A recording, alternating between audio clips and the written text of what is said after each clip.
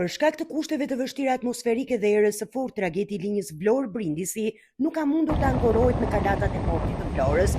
Autoritetet portuale bëjnë me dije se ankorimi në këto kushte paraqet rrezik real për përplasjen e mjetit lundrues me kalatën. Si pasojë, nisja e tragedit është pezulluar për arsye sigurie. Aktualisht, rreth 800 pasagjerë dhe 150 automjete kanë kryer prenotimin për të udhëtuar ditën e sotme, por janë në pritje të përmirësimit të kushteve të motit. Sipas informacioneve zyrtare, do të ketë tentativë tjetër ankorimi rreth orës 13 me qëllim marrjen e pasagjerëve vetëm nëse kushtet atmosferike e lejojnë.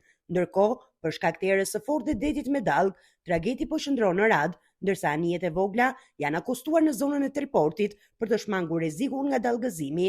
Gjithashtu, kapiteneria e portit ka njoftuar se nga data 2 deri në 7, mjetet e peshkimit do të qëndrojnë të ankoruara në triport deri në një njoftim të dytë, si mas sigurie për shkak të motit të paqëndrueshëm.